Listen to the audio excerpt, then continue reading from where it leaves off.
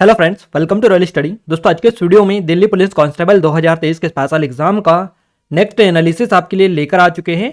21 नवंबर 2023 को हम first shift का एनालिसिस कवर करने वाले हैं। इससे पहले की जितनी भी शिफ्ट हुई है सारी का एनालिसिस हमने आपको दे दिया है। और गाइज, आप सभी की काफ़ी ज़्यादा डिमांड आ रही थी पीडीएफ से लेकर, तो हमने जितनी भी पीडीएफ है सारी पीडीएफ डाल दिए। यहाँ तक कि 14 तारीख से लेकर 17 तारीख तक के ऑल शिफ्ट के जो क्वेश्चन हमने कवर किए थे उसकी पीडीएफ भी हमने आपको टेलीग्राम पर प्रोवाइड कर दी है। तो अगर आपने अभी तक डाउनलोड नहीं किए, चेकआउट नहीं किए, तो टेलीग्राम को जाकर ज्वाइन कर लीजिएगा, वहां पर आपको मिल जाएगी।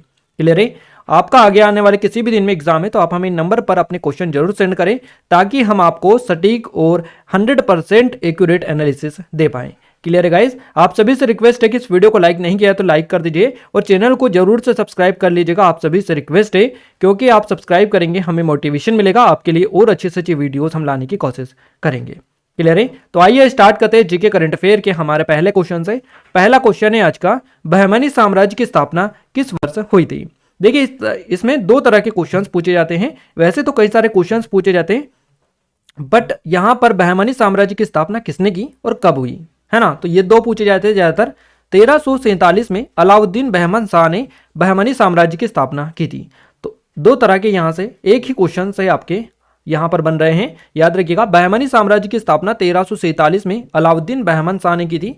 और अलाउद्दीन बहमन शाह जो है इसे हसन गंगू के नाम से भी जाना जाता है। तो ये पॉइंट भी आपका ज्यादातर पूछा जाता है। बहमनी साम्राज्य का संस्थापक एक तुर्की सेनापति था। उसने दिल्ली सल्तनत के मोहम्मद बिन तुगलक के खिलाफ विद्रोह किया था। और बहमन शाह ने कर्नाटक के कलबुर्गी या गुलबर्गा में को अपनी राजधानी बनाया था। तो ये भी आप याद रखिएगा कि बहमन शाह ने कर्नाटक में किसको अपनी राजधानी बनाया था। बहमनी साम्राज्य दक्षिण भारत में दक्कन का एक मुस्लिम राज्य था और यह दक्षिण भारत में पहला स्वतंत्र इस्लामी साम्राज्य हुआ करता था। बहमनी साम्राज्य जो था 1526 ईस्वी तक चला था।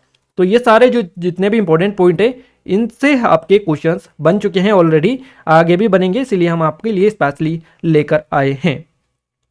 अगला क्वेश्चन है, ईडब्ल्यूएस यानी इकोनॉमिकली वीकर सेक्शन होता है। ये ईडब्ल्यूएस का फुल फॉर्म ये भी आप देख लीजिएगा एक नज़र।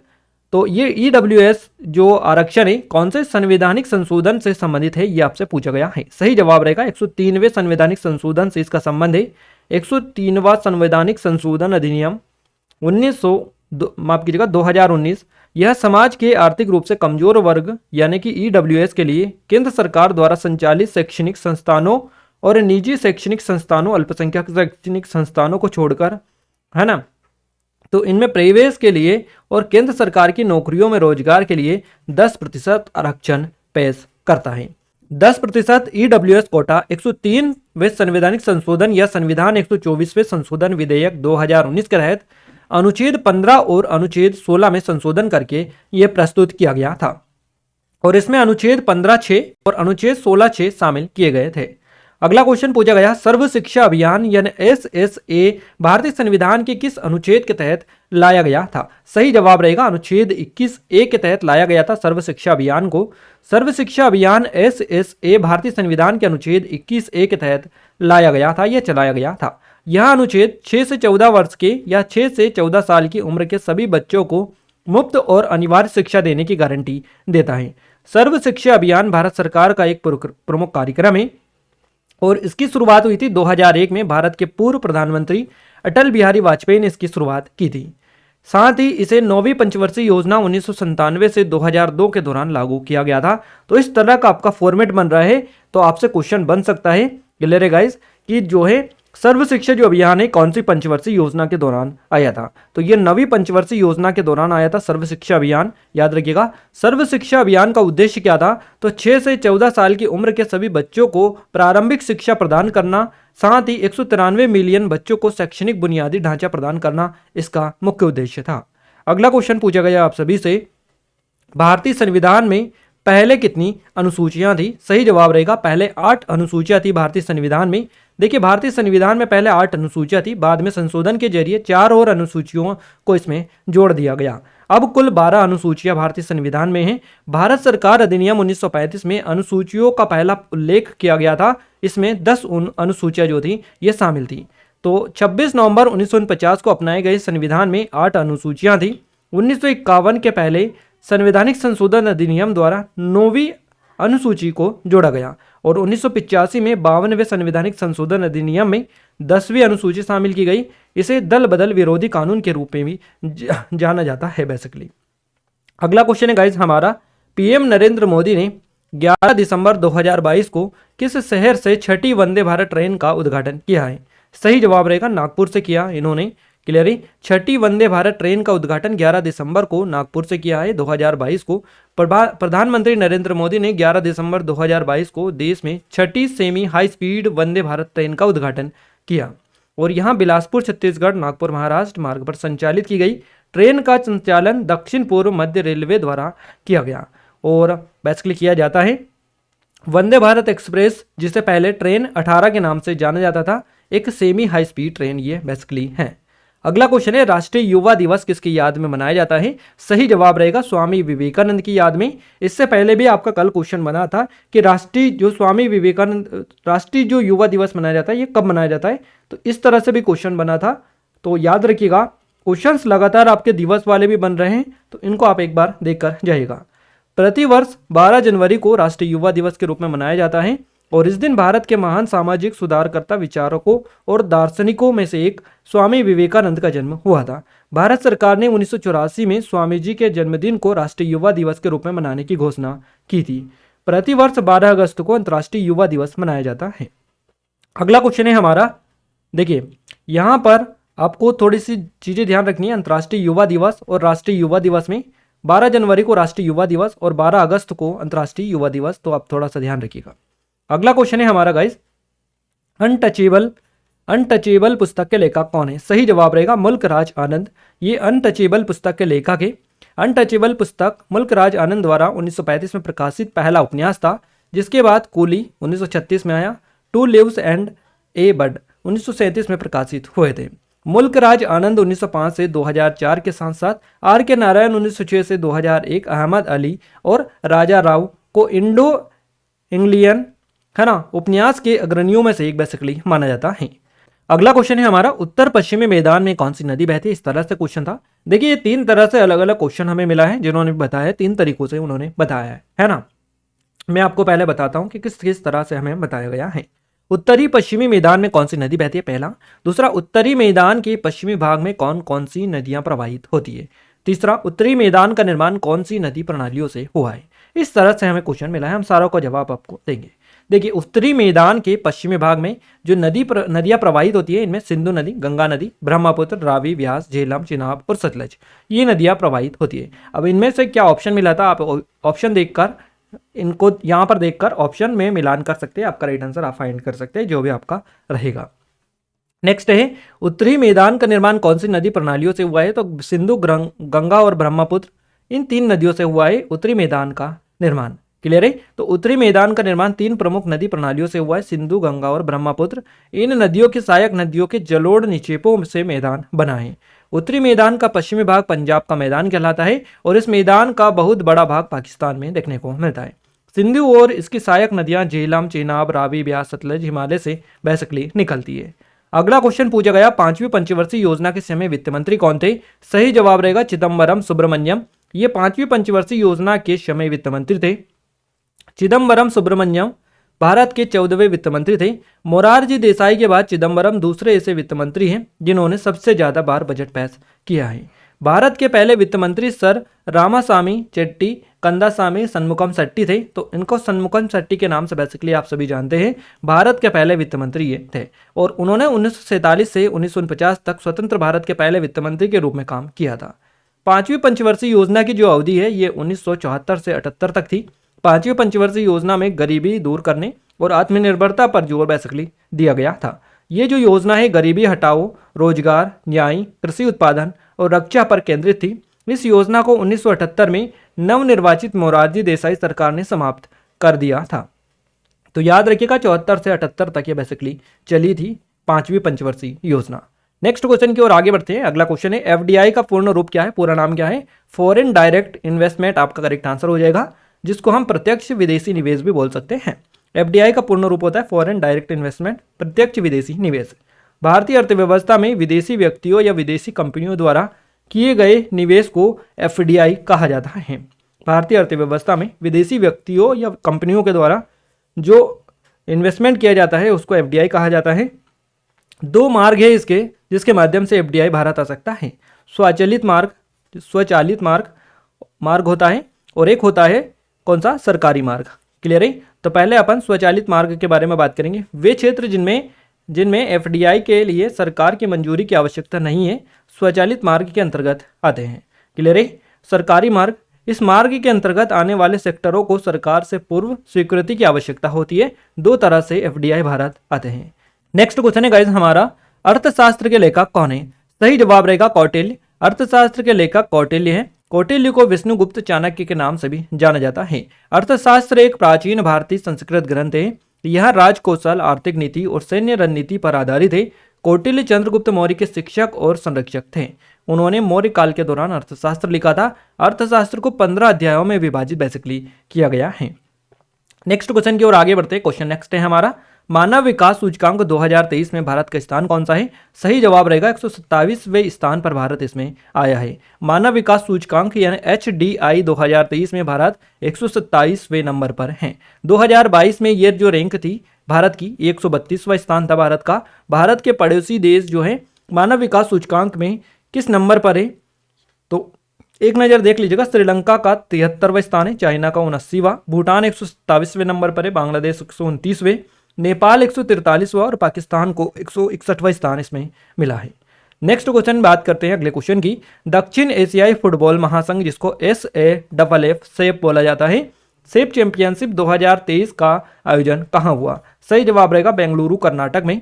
दक्षिण एशियाई फुटबॉल महासंघ चैंपियनशिप 2023 का आयोजन बेंगलुरु कर्नाटक के श्री कांतिराव स्टेडियम में हुआ था और यह जो आयोजन हुआ 21 जून से 4 जुलाई 2023 तक चला था। अगला क्वेश्चन पूछा गया, ई कृष्णा अय्यर किस प्रकार के नृत्यों से संबंधित है? सही जवाब रहेगा भरतनाट्यम से। अगर आपसे पूछा गया कि कहाँ से संबंधित है ये, तो पलक्कड़ केरल से इनका संबंध हो जाएगा। ई कृष्णा अय्यर एक प्रमुख भारतीय न्यायविद और भारत के सर्वोच्च न्यायालय के पूर्व न्यायाधीश है। इनका जो जन्म हुआ 15 नवंबर 1915 को पलक्कड़ केरल भारत में हुआ था। 4 दिसंबर 2014 को इनका निधन हो गया। अगले क्वेश्चन की बात करते हैं। क्वेश्चन था महाबोधि से रिलेटेड। एग्जैक्ट क्वेश्चन आपका नहीं मिल पाया कि क्या पूछा गया था, बट उन्होंने बताया कि महाबोधि से रिलेटेड क्वेश्चन कोई पूछा गया था। तो महाबोधि मंदिर जो है बिहार के बोधगया में स्थित है। यहाँ एक बौद्ध मंदिर है। सम्राट अशोक के द्वारा इसको बनवाया गया था और ये पूरी तरह से ईंटों से निर्मित शुरुआती बौद्ध मंदिरों में से एक माना जाता है। 2002 में यूनेस्को के विश्व धरोहर स्थलों की सूची में इसको शामिल किया गया था।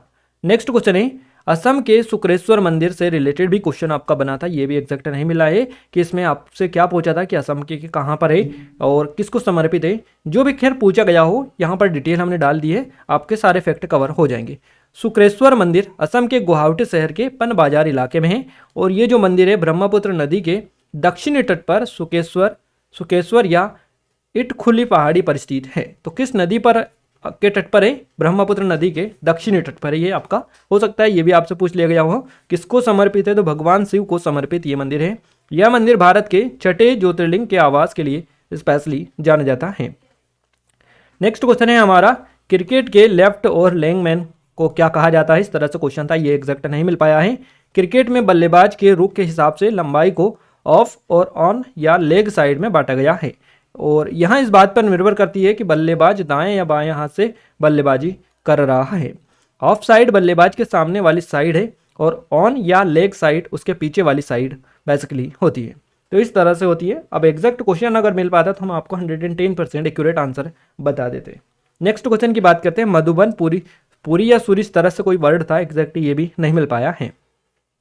नेक्स्ट क्वेश्चन की बात करते हैं। हसमुख राय कौन है? इस तरह से क्वेश्चन आपका पूछा गया और दे रखा था गायक, गीतकार, कलाकार, इस तरह से। तो कलाकार आपका करेक्ट आंसर हो जाएगा हसमुख राय। अगला क्वेश्चन है, यूनेस्को विश्व धरोहर सूर्य मंदिर कहाँ स्थित है? सही जवाब रहेगा ओडिशा के कोणार्क में स्थित है सूर्य मंदिर। यूनेस्को की विश्व धरोहर स्थल में शामिल सूर्य मंदिर ओडिशा के कोणार्क में है और ये जो मंदिर है 13वीं शताब्दी में बनाया गया था। सूर्य मंदिर, कोणार्क का सूर्य मंदिर को ब्लैक पगोड़ा भी कहा जाता है। इसका निर्माण 1250 ईस्वी में हुआ था और इसे राजा नरसिंह प्रथम ने बनवाया था और ये जो मंदिर है सूर्य देवता को समर्पित है। सारे इंपॉर्टेंट पॉइंट है आपके। एक सिंगल क्वेश्चन यहाँ से आपका अगर बनेगा तो बाहर नहीं जाएगा। अगला क्वेश्चन है, सल्तनत काल में सैन्य विभाग को क्या कहा जाता था? सल्तनत काल में सैन्य विभाग को दीवान ए आजिर बोला जाता था। सल्तनत काल में सैन्य विभाग को दीवान ए आजिर बोला जाता था या कहा जाता था। इस विभाग की जो कमान थी आरिज ए ममालिक के पास में होती थी और वह शाही सेना के प्रबंधन और संरक्षण के लिए जिम्मेदार था। दीवान ए आरिज की स्थापना बलबन ने की थी। नेक्स्ट क्वेश्चन की बात करते हैं। अगला क्वेश्चन है हमारा, 5वीं पंचवर्षीय योजना का वास्तुकार कौन है? इस तरह से क्वेश्चन था, ये एग्जैक्ट नहीं मिल पाया है, क्या क्वेश्चन एग्जैक्ट पूछा गया था। आइए डिटेल कवर करते हैं। इसने रोजगार बढ़ाने और गरीबी उन्मूलन, गरीबी हटाओ पर जोर दिया। वर्ष 1975 में विद्युत आपूर्ति अधिनियम में संशोधन किया जिससे केंद्र सरकार बिजली उत्पादन और पारेषण के क्षेत्र में प्रवेश कर सकी। भारतीय राष्ट्रीय राजमार्ग प्रणाली की शुरुआत भी इसी के तहत की गई थी। अगला क्वेश्चन पूछा गया है, ऋग्वेद में कौन कौन से देवी देवताओं का उल्लेख मिलता है? सही जवाब रहेगा ऋग्वेद में 33 देवी देवताओं का उल्लेख मिलता है। अब यहाँ पर क्या नाम दिया था ये तो एग्जैक्ट ऑप्शंस नहीं मिल पाए हैं हमें, बट यहाँ पर डिटेल में आपको बता दे रहे हैं। ऋग्वेद में 33 देवी देवताओं का उल्लेख है और इस वेद में सूर्या, उषा, अदिति जैसे देवियों का वर्णन किया गया है। इसमें अग्नि को आशीर्षा, आपाद, घृतमुख है ना, घृतमुख, धृत, पृष्ठ, घृत लोम, आर्चिर्लोम तथा वभ्रमलोम कहा गया है और इसमें इंद्र को सर्वमान्य तथा सबसे अधिक शक्तिशाली देवता माना गया है। तो इन्हीं में से मिला होगा या और कोई भी मिला होगा, आप देखकर क्लिक कर सकते हैं। अगला क्वेश्चन है, अर्थशास्त्र में राजनीतिक, आर्थिक और सामाजिक नीतियों की व्याख्या किसने की? तो ये की थी कौटिल्य ने। आचार्य चाणक्य ने अपने ग्रंथ अर्थशास्त्र में राज्य की राजनीतिक नीतियों पर विस्तार से चर्चा को, तो उनके अर्थशास्त्र ने समाज की सामाजिक नीतियों पर भी अपने अद्भुत विचार व्यक्त किए। अगला क्वेश्चन पूछा गया, जीडी शतक इस तरह से कोई वर्ड था, सबसे अच्छा किसे माना जाता है? ये भी एग्जैक्ट नहीं मिल पाया क्योंकि ये वर्ड ही कुछ हमें कंफर्म नहीं हुआ है कि क्या एग्जैक्ट ये पूछा गया था। नेक्स्ट क्वेश्चन है, क्या निर्मित करने की शक्ति केवल विधानसभा के पास में होती है? तो कानून बनाने की या कानून को निर्मित करने की शक्ति केवल विधानसभा के पास में होती है। कानून बनाने की शक्ति विधानसभा को कानून बनाने की शक्ति है। राज्य विधायिका उन सभी चीज़ों पर कानून बना सकती है जिन पर संसद कानून नहीं बना सकती है और इन चीज़ों में शामिल है जैसे कि पुलिस, जेल, सिंचाई, कृषि, स्थानीय सरकारें, सार्वजनिक स्वास्थ्य, तीर्थयात्रा, दफन भूमि। इन सभी को विधानसभा के द्वारा जो है बनाने की शक्ति होती है। अगला क्वेश्चन है, विलासिनी नाट्यम का प्रसिद्ध कलाकार कौन है? सही जवाब रहेगा श्री संजय कुमार जोशी। विलासिनी नाट्यम एक भारतीय शास्त्रीय नृत्य है जिसकी उत्पत्ति आंध्र प्रदेश में हुई थी। इसके प्रदर्शनों की सूची में तेलुगु मूल की महिला गायक, नर्तकियों के मंदिर नृत्य, दरबारी नृत्य और नृत्य ओपेरा शामिल है। क्लियर है? प्रथम पुरुष विलासिनी नाट्यम नर्तकी है हैदराबाद के श्री संजय कुमार जोशी। तो यही आपसे क्वेश्चन पूछा गया है। नेक्स्ट क्वेश्चन है, यूवी अलक्सिक खेल किस राज्य में होता है? तो ये जो खेल होता है बेसिकली असम में होता है। यूवी लक्सिम या यूवी अलक्सिक खेल भारत के पूर्वोत्तर राज्य असम में बेसिकली खेला जाता है। ये स्पेशली याद रखिएगा। असम में सक्रिय उग्रवादी संगठन United liberation front of Assam ULFA का लक्ष्य सशस्त्र संघर्ष के जरिए असम को आजाद राज्य बनाना है। अगला क्वेश्चन है हमारा, अगर कोई व्यक्ति राज्य विधायिका का सदस्य नहीं है तो उसे कितने माह के लिए मुख्यमंत्री के रूप में नियुक्त किया जा सकता है?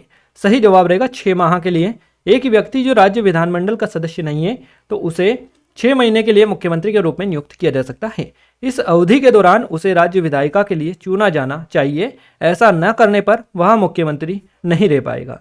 मुख्यमंत्री बनने के लिए किसी व्यक्ति को विधानसभा या विधान परिषद, यदि उस राज्य में विधान परिषद मौजूद है तो इसका सदस्य होना आवश्यक है। अगला क्वेश्चन है, लिटिल वुमन पुस्तक के लेखक कौन है? सही जवाब रहेगा अमेरिकी उपन्यासकार लुइसा मे अल्कॉट जो है यह लिटिल वुमन पुस्तक के लेखक।